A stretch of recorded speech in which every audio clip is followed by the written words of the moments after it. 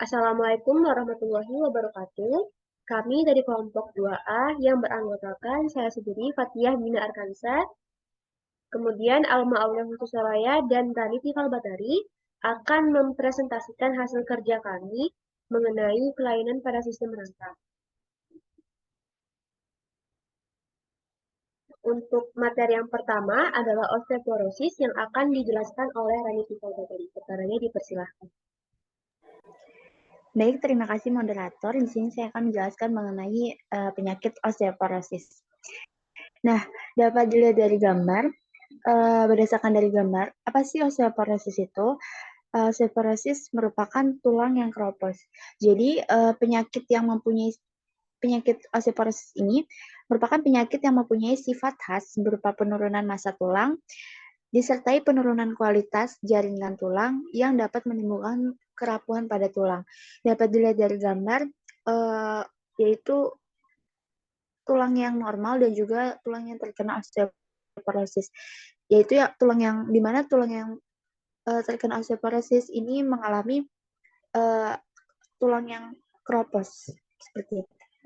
Next,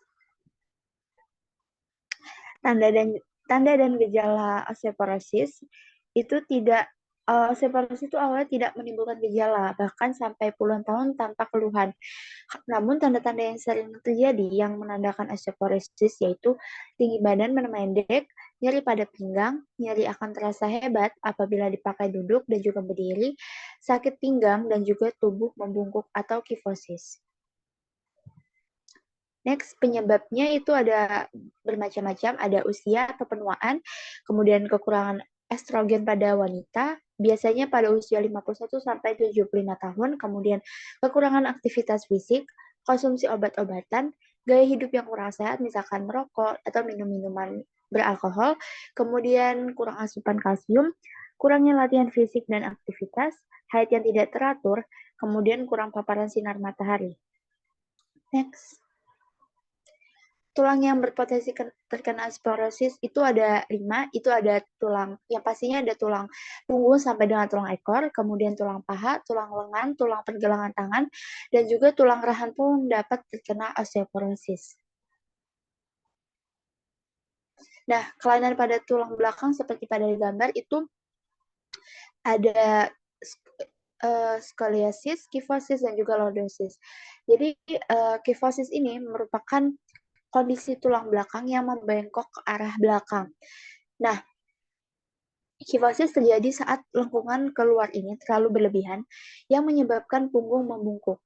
Penderita kifosis akan memiliki postur bungkuk atau berpunuk seperti yang ada di gambar. Selanjutnya, lordosis. Lordosis merupakan kondisi tulang belakang yang membengkok ke depan. Lordosis kerap dikaitkan akibat dari postur duduk yang membungkuk seperti dilihat pada gambar, lordosis itu tulangnya membungkuk ke depan. Selanjutnya ada skoliosis. Skoliosis ini merupakan kondisi tulang belakang yang membengkok ke arah kiri ataupun kanan. Next, ada TBC tulang. Nah, apa sih TBC tulang itu? TBC tulang merupakan tuberkulosis yang terjadi di luar paru-paru, tepatnya di tulang belakang. Nah, dapat dilihat dari gambar, TBC ini mempengaruhi bentuk tulang belakang, mempengaruhi bentuk tulang belakang yang disebut penyakit POT. Nah, dia seperti berpunuk gitu. Next, penyebab dan tulangnya berpotensi terkena TBC tulang.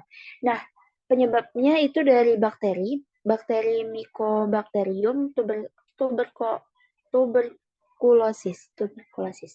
Nah, penyakit ini umumnya menginfeksi tulang belakang pada area toraks atau dada belakang, kemudian bagian bawah, dan vertebrata lumbalis atau pinggang belakang atas. Nah, penyakit dapat dilihat dari gambar itu bagian-bagiannya toraks dan juga lumbalis. Next.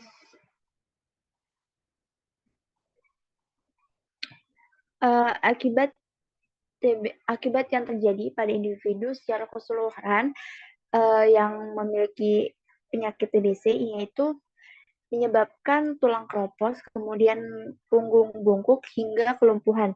Nah, eh, TBC ini menyebar hingga menyerang dan menggerogoti tulang belakang karena massa tulangnya berkurang sehingga tulang pun menjadi keropos. Kemudian jika sudah keropos, tulang akan mudah patah.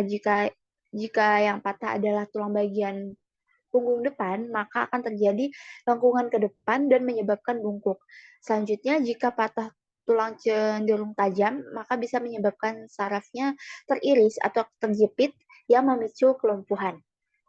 Next. Uh, untuk penyakit selanjutnya saya kembalikan kepada moderator. Baik, untuk penyakit selanjutnya adalah rakitis. Penyakit ini akan dijelaskan oleh Alma. Kepadanya dipersilakan.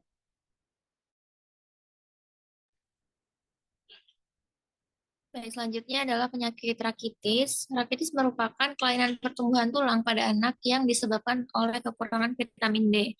Nah, di sini rakitis banyak menyerang anak-anak karena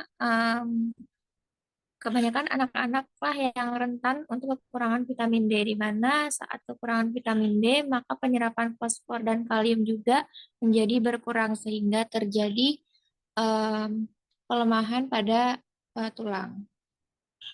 Dapat dilihat pada gambar, biasanya menyerang di bagian kaki, di mana di tulang paha dan tulang lutut, sehingga dapat menyebabkan kelainan bentuk kaki.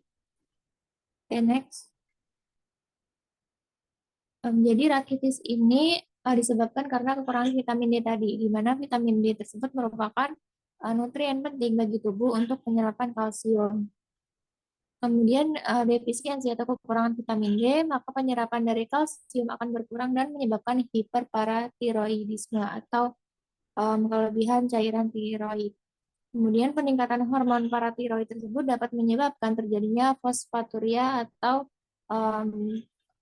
produksi urin berlebih dan kadar fosfat serum yang rendah sebagai hasil adalah mineralisasi tulang abnormal. Kemudian mineralisasi tulang yang abnormal pada lempeng tulang akan menyebabkan rakitis. The next.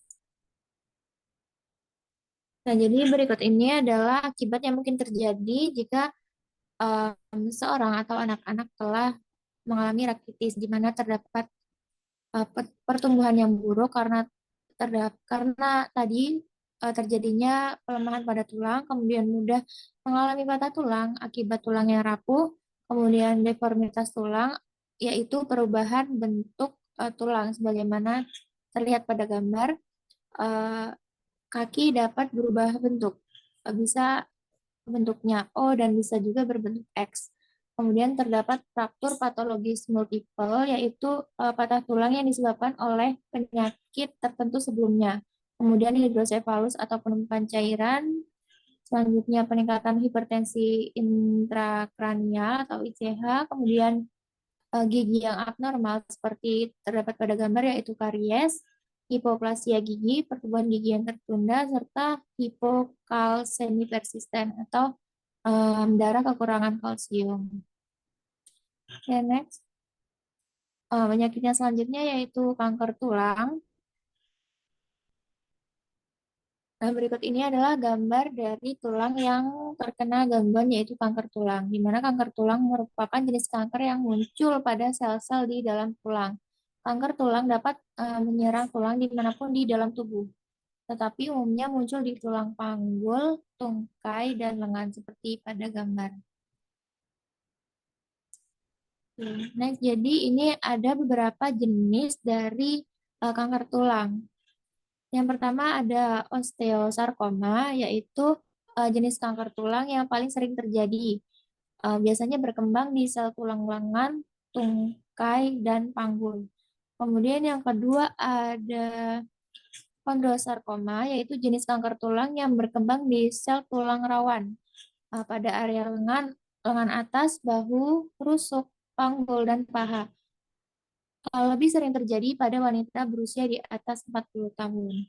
Kemudian yang ketiga ada sarkoma Ewing, yaitu kanker tulang yang berkembang di tulang panggul, tulang paha, dan tulang kering. Terjadi biasanya pada seseorang yang berusia 10-20 tahun. Kemudian ada kordoma, yaitu kanker tulang yang umumnya muncul di dasar tulang tengkorak, seperti pada gambar, atau di dasar tulang belakang, serta cenderung tumbuh perlahan. Biasanya menyerang pria berusia 30 tahun ke atas. Kemudian terdapat tumor sel raksasa atau giant cell tumor yang biasanya bersifat jinak tetapi agresif. Jenis kanker tulang ini umumnya menyerang tulang lengan dan tulang tungkai dekat lutut. Okay, next. Nah, dari kanker tulang tersebut dapat muncul akibat yang mungkin terjadi atau komplikasinya. Di antara lain adalah infeksi, perdarahan akibat efek samping operasi, komplikasi akibat kemoterapi, contohnya rambut rontok, sariawan, mual dan muntah, diare, serta hilang nafsu makan, komplikasi akibat radioterapi jika seseorang melakukan terapi, kemudian seperti luka bakar, rambut rontok, gangguan pertumbuhan tulang dan kerusakan organ, kemudian gangguan emosional dan fisik setelah amputasi, gangguan pada jantung dan paru-paru, gangguan pertumbuhan dan perkembangan, perubahan dalam perkembangan seksual, kemandulan, kanker yang tumbuh kembali, dan pertumbuhan kanker lainnya. Baik, sekian dari saya kembalikan ke moderator.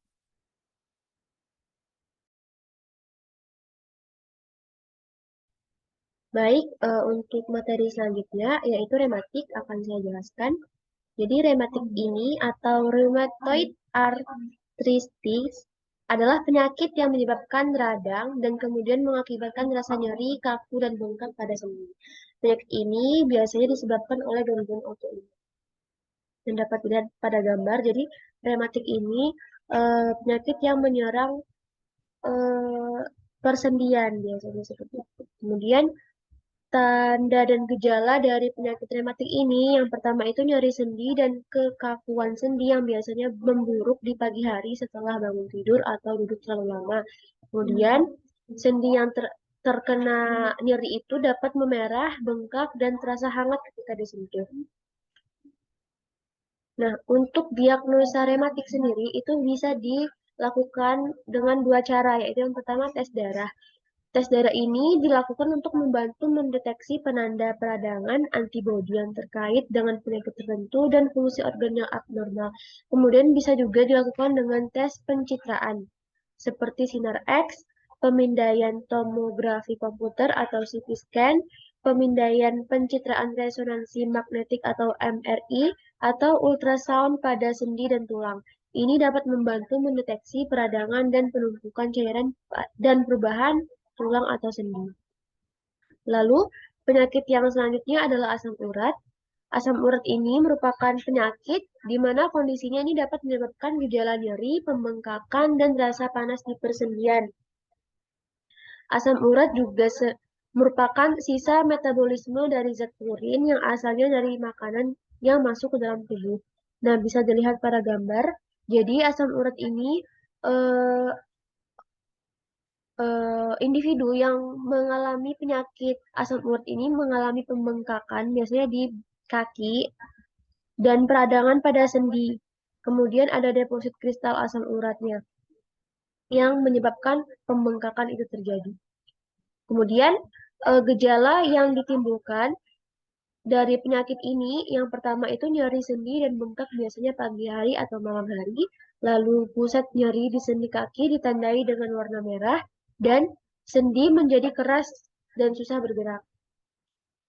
Nah, untuk faktor pemicu dari asam urat ini, yang pertama yaitu memiliki keluarga yang mengidap asam urat, lalu baru saja mengalami cedera atau pembedahan, gemar konsumsi makanan dengan kandungan purin tinggi, dan gemar juga mengkonsumsi minuman beralkohol serta minuman dengan kadar gula yang tinggi.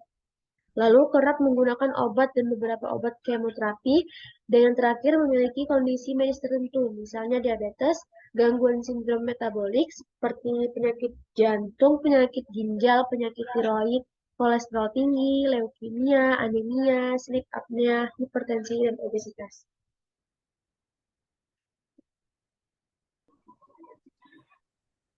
Nah, demikianlah penjelasan materi mengenai penyakit-penyakit pada tulang yang dapat saya sampaikan. Lebih dan kurangnya kami mohon maaf. Kami akhiri. Wassalamualaikum warahmatullahi wabarakatuh. Assalamualaikum warahmatullahi wabarakatuh.